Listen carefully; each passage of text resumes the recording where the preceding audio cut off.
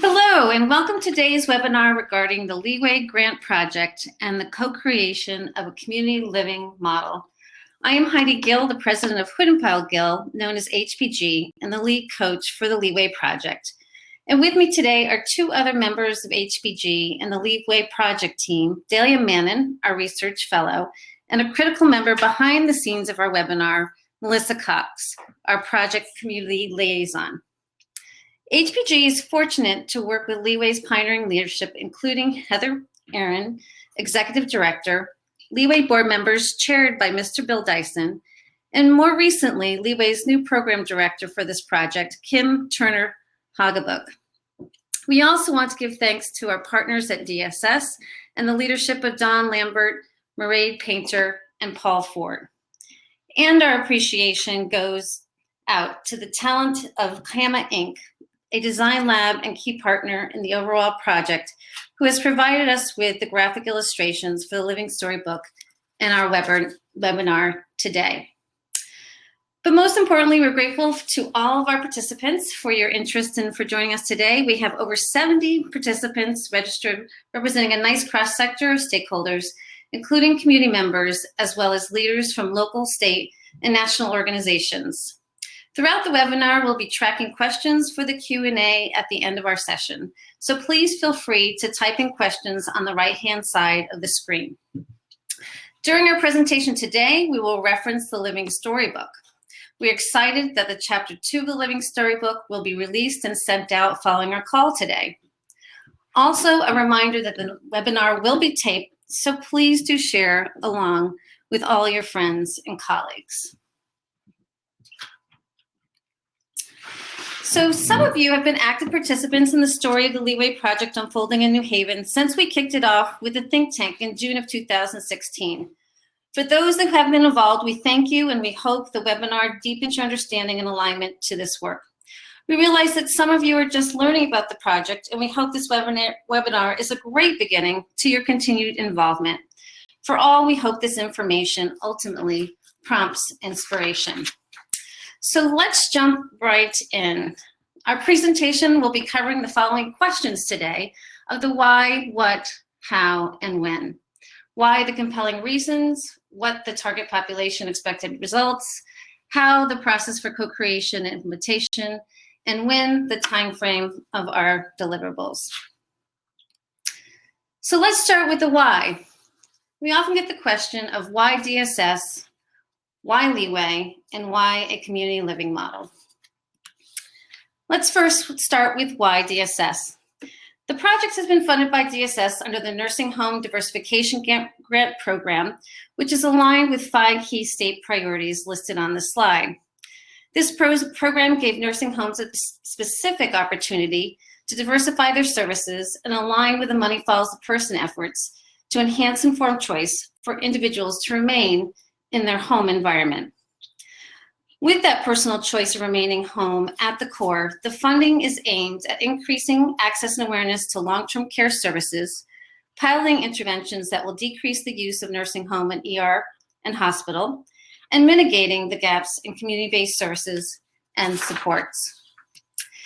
To this end, we are excited to foundationally support 2 programs that are foundational to this grant. First, Community First Choice is a Medicaid entitlement program that expands choice and self-directed funds so individuals can remain in their home environment. And the No Wrong Door initiative is a grassroots coordination effort to ensure individuals know community resources are available and they access them in a more timely and efficient manner. For more information on both of these programs, you'll be able to find that in our second chapter of our Living Storybook. So next, let's cover why Leeway. Leeway is no doubt a place where hope happens and is a wonderful place, and please do plan to visit if you have not before. Catherine Kennedy and the founders of Leeway were pioneers in New Haven when they opened a skilled nursing home in 1992. At that time, they were solving for a significant gap in specialized services for HIV/AIDS. Leeway quickly became a place of refuge where hope happens, as well as a place that is described where people go and they really do find their dignity. With the changing treatment of disease, Leeway continues to diversify its services to lower levels of care, including residential care home beds and housing. Today, at each level of care, Leeway provides medical and social support for individuals with complex multiple comorbidities. We think building from this strength and expertise, Leeway will expand its mission beyond any one disease and its specialty in HIV to support those vulnerable individuals who truly want to remain at home and can now have that choice. So why a community living model? Well, our compelling reason for a community living model begins with the need to deepen program collaboration. Despite the many passionate, hardworking, well-intentioned care coordinators working in New Haven, there is an opportunity to improve how care coordination system functions and how it keeps individuals from falling through the cracks. We've talked to many care coordinators and they're excited about how they can work together to make that system stronger. While the Leeway funding will deploy a team providing wraparound care management, our goal is not to implement a single program or service in isolation, but to truly co-create a systematic, integrated approach for wraparound care management that will not only enhance, but will help to transform community-based services and supports. Through this program collaboration, we hope to leverage the great work already happening in New Haven and broaden and build seamless access to care and services through what we're calling places of dynamic services. With PAUSE, as depicted in this graphic, we aim to solve for the importance of evaluating the time in between medical interventions and the opportunities to improve life in community through the lens and focus on the social determinants of change. For those living with multiple chronic diseases and striving to remain at home, how does spirituality, purpose, social connectivity, nutritional supports, and ultimately access to transportation become as integral as the next doctor's appointment and the next prescription? And how can PODS support the system of care coordination in the city of New Haven? And how can we collectively change the experience of care from surviving to thriving?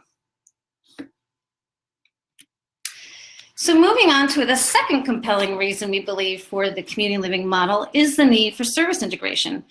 Through this phase of our development, we will design a place of well-being, or what we've referred to as a POW, a place where medical and social care is provided with seamless access under one roof. A place supporting needs beyond any one diagnosis, and an environment where just being there would feel healing, and social supports and learning opportunities are abundant. Individuals needing medical and social care coordination will be coming to a one-stop shop, mitigating the need to navigate throughout New Haven and decreasing the amount of transportation required.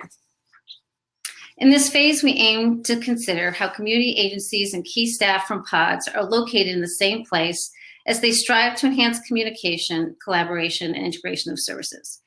We look forward to designing services and features of a cutting-edge healing environment, and also hope our findings will impact all physical environments, supporting well-being already here in New Haven.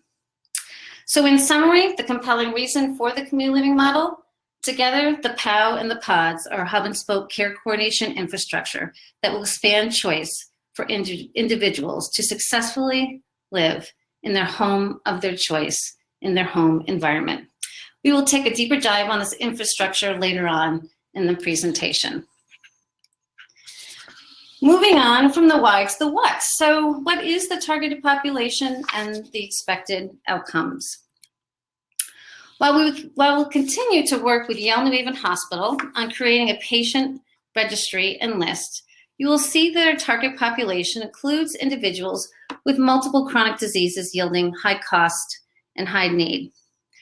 Based on our assessment, this list will also encompass a significant number of individuals with a mental health and/or substance abuse diagnosis. We anticipate several points of entry with this target population, including ED, hospital, FQHCs, primary care medical homes, as well as referrals from care coordinators in housing, home care, and other community agencies. Care coordinating staff will be hired to work with Yale New Haven Hospital to assist with increasing discharges to the home environment as well as be positioned to provide home-based services and community supports identified. So then let's move to our desired outcomes with this target population. We have at this list, a list of outcomes here. They look broad, and of course our goal through the visioning of the community living model is to identify targeted benchmarks, ensure strong data analytics, and deepen program evaluation through partnerships with pods. In doing so, we can collectively leverage and achieve sustainable reimbursement that truly works, as well as increase the choice of quality of life for residents of New Haven community by looking at all of the reasons why this is important and moving towards the target population and ultimately striving to reach the expected desired results. Now let's move to the how. At the think tank in June, we launched the first chapter of the Living Storybook. The Living Storybook is an unfolding story of community working together to co-create this community living model. If you have not already received a copy of the first chapter of this living book, we'd love to send you a copy. Today, the rest of our talk will cover the second chapter, and the phase of our project, we cover the story, needs, and strengths in New Haven. During this phase, qualitative and quantitative data was gathered and utilized to ensure the project underscores what matters most to community members and the leaders of New Haven, and aligns our work to the data initiatives already in play. The chapter covers the philosophy towards change, guiding principles, data alignment with city initiatives, and movement towards action. For the next few minutes, we'll be presenting the contents of the slide, which outlines our overall approach and how we'll move information to action. Please note that this graphic in this living storybook, and do not struggle to read the contents as we'll take you through each portion of this placemat. We'll begin by reviewing the center of this graphic, where you'll find the guiding principles for the project. Evidence suggests that central to the community engagement and a systematic transformation is discovery and alignment to guiding principles. So next, Dalia Manning joins me to review qualitative findings and how the themes heard from community member voices have transformed into guiding principles for our project. Thank you, Heidi, and hello to everybody on the webinar today. A side housekeeping note, we will be distributing the presentation after the webinar today, so if you can only hear us, I see in the chat box there are a few of you who can only hear us, you will be able to see the accompanying visuals later. I'm grateful for the opportunity to share with you the core values and guiding principles that emerged from our qualitative methodology. Building on our philosophy of a grassroots, multi-stakeholder inclusion approach to systematic change, we have also emphasized a strengths-based philosophy, knowing that we will achieve more by building upon what works than we will by trying to shrink our gaps. With this in mind, our method to interviews and focus groups was appreciative inquiry, where we explored and discovered the strengths, successes, and potential of the very best of New Haven. We heard from over 286 individuals representing over 69 organizations, and questions revolved around the themes of flourishing and thriving, well-being, community, support, and collaboration.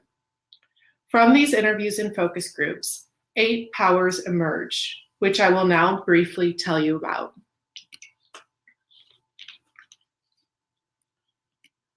The first power is the power of dignity. While all of the powers are essential, this one, more than any other, is at the core of the community living model. When asking about interventions, conversations, and engagements with others that made people feel most alive, they described those where they are as an individual acknowledged as a person and not a number, as a person with a story and a family and a history and their own goals and aspirations. That the individual is accepted for exactly who they are and not who they should be, respected no matter their circumstances or applied stigma, and met where they are at, meaning an understanding of an individual's starting point is acknowledged and progress can come from that point.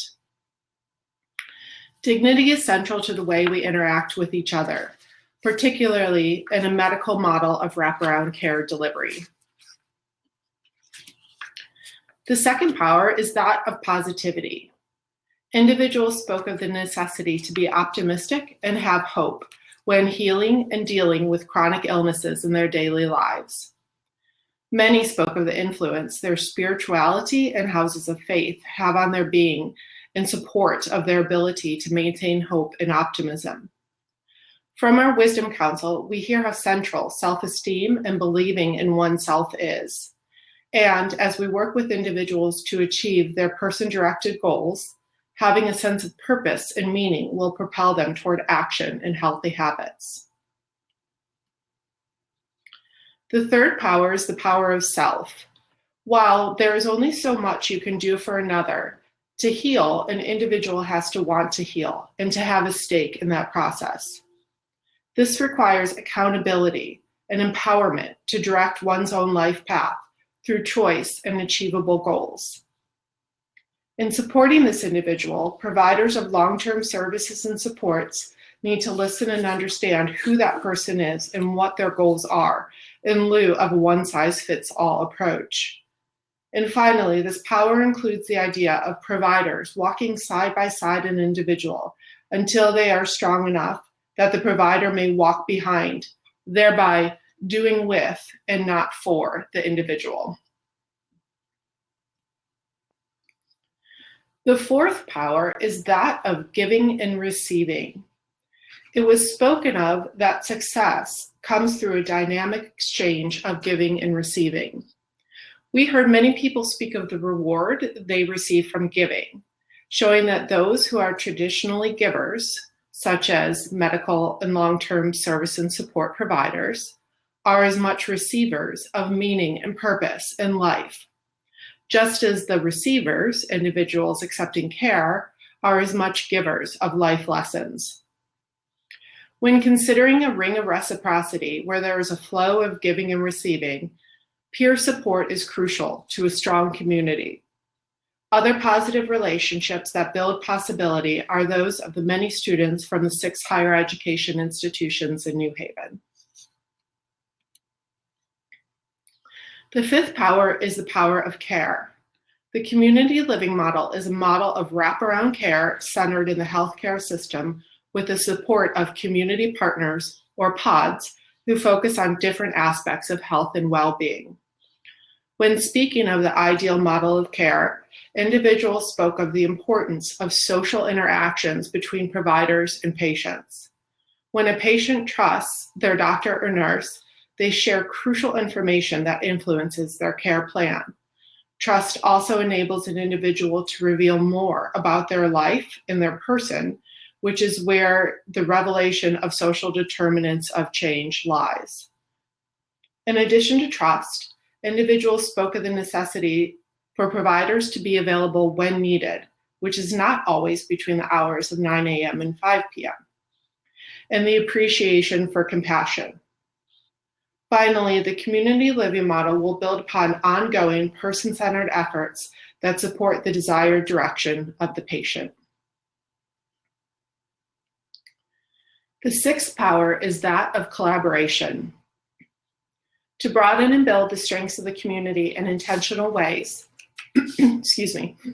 together we need to aim for seamless service, consistency and continuity, and breaking down silos so that we are greater than the sum of our parts. In a moment, Heidi will speak of the many partner organizations that we collaborate with and how this collaboration refrains from duplicity and supports all boats rising together. The seventh power is that of community. We asked in our interviews and focus groups, what does community mean to you? In the Living Storybook Chapter 2, you will find many of the powerful quotes in response to this question. Caring for and needing each other is central to the community of New Haven. It will require the community to make access and awarenesses to services and support stronger. Also, the approach of data-driven change and grassroots efforts that is embedded in this project is a way to build community and strengthen the ties that bind us together.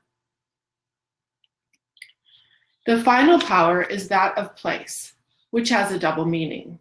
The power of place represents the dream of a place of well-being, or POW as we refer to it, where all long-term services and supports may exist under one roof, and where continuous learning and growth, social connectivity, and compassionate support are housed in a healing environment. In the Living Storybook, Chapter 2, you will see some of the elements people dreamed of. But the power of place also represents this place, New Haven, and our possibility to together put New Haven on the map as a city of well-being. What's interesting about the powers, they emerged of their own, and then when we put them together, we realized that they represent every level of analysis. We have two ideas, dignity and positivity. We have one person, the self. We have two people who give and receive to each other. We have a team of people that make up care, and then teams of teams that collaborate together, which encompasses a community within this place of New Haven. Next, Heidi will speak to the data in alignment with city initiatives. Thanks, Delia. And we are so excited to see how the powers can really align all of our work and align all of the great work that is already being done that align with each one of these powers in the city of New Haven. But next, let's review how we've gathered data and have aligned the project with the current city-wide initiatives. Here you will find another graphic that we want to highlight for you, and you will find it in the Living Storybook. Let's begin to understand this information by sharing the data, plans, and the great organizations that make up this graphic. We are fortunate that such rich data emerged with the timing of our work. As you may be aware, Data Haven, through the funding support of the Community Foundation of Greater New Haven, has recently launched the 2016 Greater New Haven Community Wellbeing Index. What an amazing report. We also absorbed a great deal of information from CARE's grassroots well-being surveys and community engagement efforts that truly have been instrumental in underscoring each neighborhood's priorities. We also have been fortunate to have the support from Yale New Haven Hospital to assist us with understanding the chief reasons for ER and hospital utilization. Along with all this rich data has been a robust effort with planning and prioritizing improvements through the city's transformation plan and the regional plan for improvement created by the Healthier Greater New Haven Partnership. Through review of all these very impressive reports and planning documents, we began to align our work first by understanding through the data how we can solve for downstream outcomes. Downstream outcomes are chronic conditions that result in hospitalization and nursing home placement. And then we looked at how we can support implementation of upstream goals. Upstream goals are prevention strategies for chronic diseases that will enable individuals to thrive in community. The downstream and upstream targets are closely aligned with our projects that you can see here that we are reviewing. In our Living Storybook, you will find and can review the full details that we've uncovered with the upstream targets and the opportunities to solve for downstream outcomes. But for illustrative purposes today, we have highlighted the opportunities for mental health and recovery, an area in which both the data and our interviews throughout community highlighted significant gaps and opportunities for improved resources. Here you will see that the downstream outcomes with mental illness and substance abuse revealed: substance abuse as a chief reason for ER utilization, 30-day readmissions and observation stays. Suicidal ideology is top 2 in the observation stays. And as you can also see that the incidence of self-reported anxiety and depression are the highest in the city versus surrounding towns. And then as you look at the upstream goals for mental health and recovery as outlined in city plans and initiatives, they outline the need for greater care coordination amongst providers, increased training, and also increased access and awareness. In summary, as we move this information to action, we look forward to aligning the great resources that exist through this grant to these areas and contribute to the great data and planning already in play in New Haven. So next, let's go back to our placemat. We will continue to discuss this placemat from the inside out. With our guiding principles at the core, we will work to create a grassroots system of care. Through program collaboration, development of backbone infrastructures, service integration, and community mobilization. To accomplish this, we will begin to focus on 5 key areas that will move information to action with community stakeholders. Through the pods, we look to gather organizations together that will look to see how we can share guiding principles, integrate programs, integrate technology, think of data analytics in a new way, share training, and also think about how we build greater awareness to our programs and services.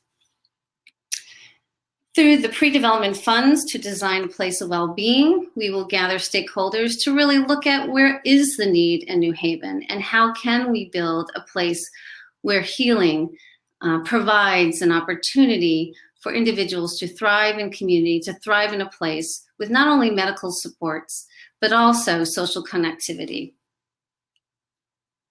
The pods and the POWs together, we hope to become a strong backbone infrastructure for care coordination.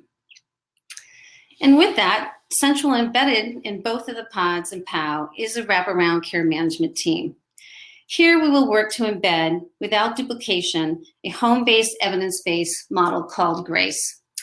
GRACE will target about 100 clients that will focus on home visits with an APRN and a social worker. And that team will come back and be wrapped around with further expertise to support individuals, including mental health, peer coaches, a pharmacist, psychiatrist, and other interdisciplinary members as identified. As we look to improve access and awareness strategies, we will align with No Wrong Door. Through grassroots efforts and working with community members in initially 2 targeted neighborhoods, we will work to mobilize personal resource coordination through responsive community liaison that provides referrals through the network of pods and beyond.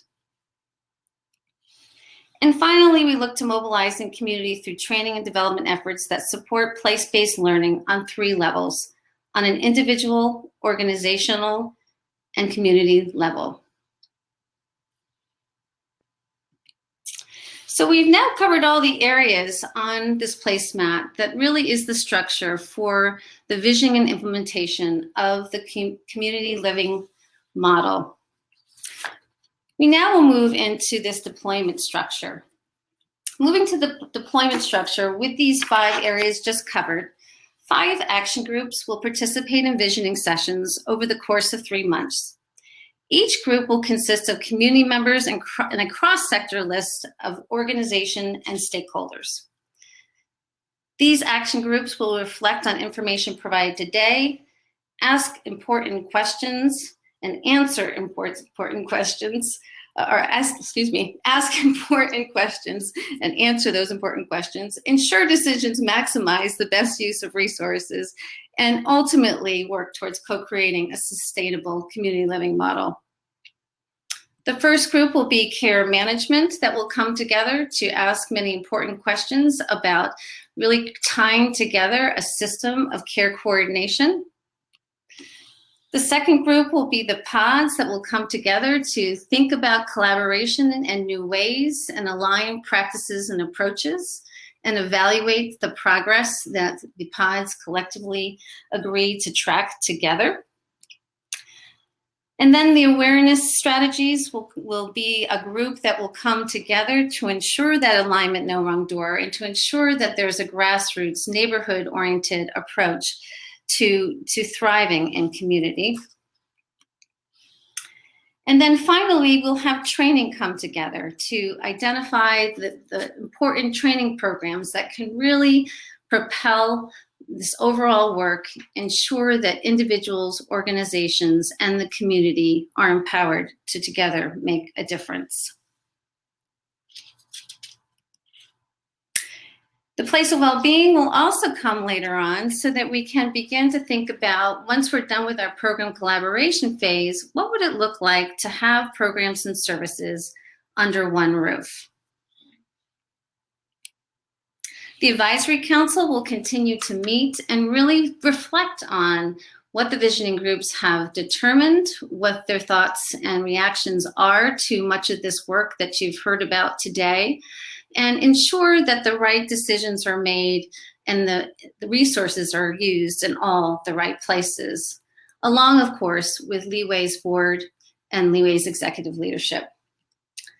And ultimately, what we're so psyched about to continue to bring together is the individual voices of community members that represent our Wisdom Council. The Wisdom Council continues to ground us in what matters most to the community members of New Haven, and they have been just a precious gift to each day we work through this project. So we end by looking at this final question of when will this all happen?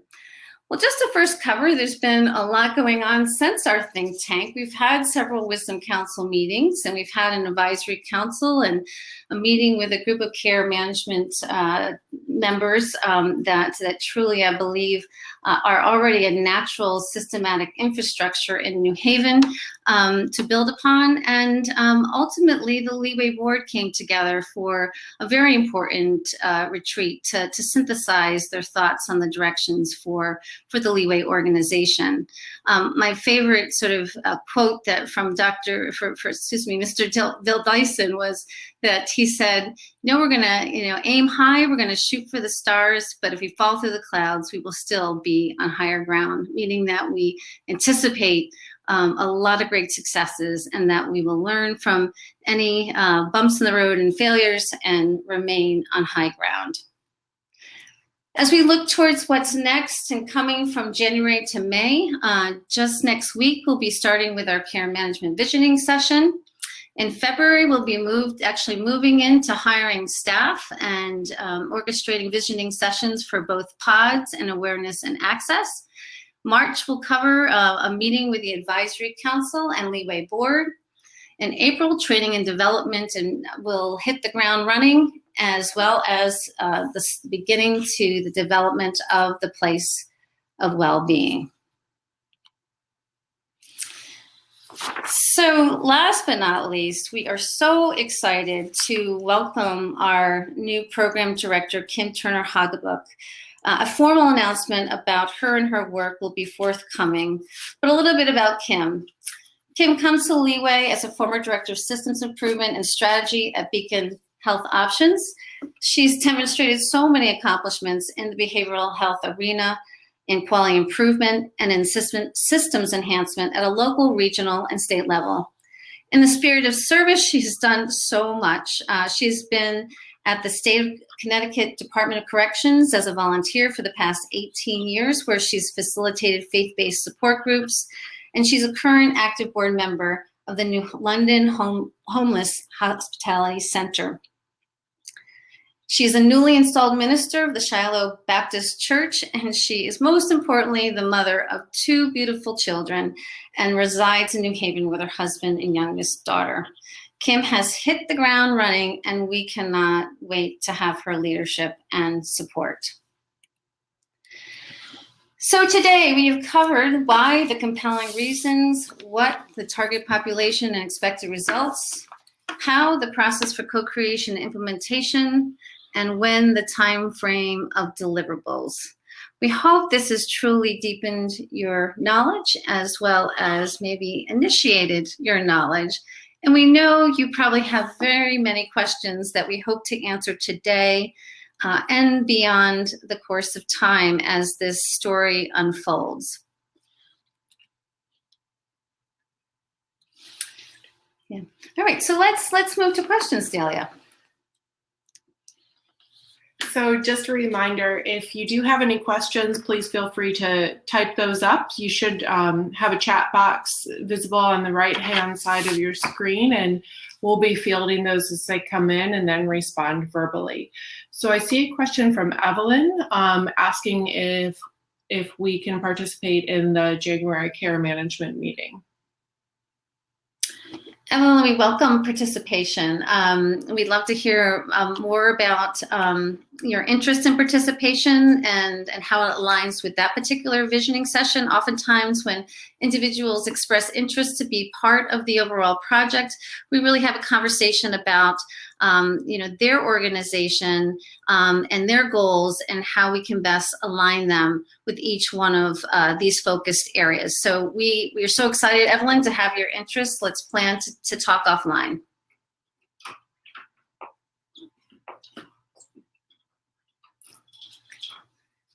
As we wait for other questions, just a reminder to also join us tomorrow. Tomorrow's kind of a special webinar because we have a very engaged community member who's been a dream, and we're happy to have her be a part of our team. We're going to review the powers again, but instead of sort of defining them, we're going to use some of the quotes that we heard, some of the very powerful quotes from which the powers emerged, as well as hear, her name is Diane, as well as hear Diane's story and how those powers have really been a part of her life. And then to complement that, a third sort of component of our research methods, we have the qualitative, we have the quantitative, and then we have kind of scoured the scholarship and the literature to find other best cases that are out there, some exemplar cases. And so we're going to feature 8 of those, one of which Heidi has spoken about today, which is the GRACE model, which is the model of care management that we're going to base this on. And then there's 7 others we'll speak about that align to each of the powers. So we hope you also join us tomorrow.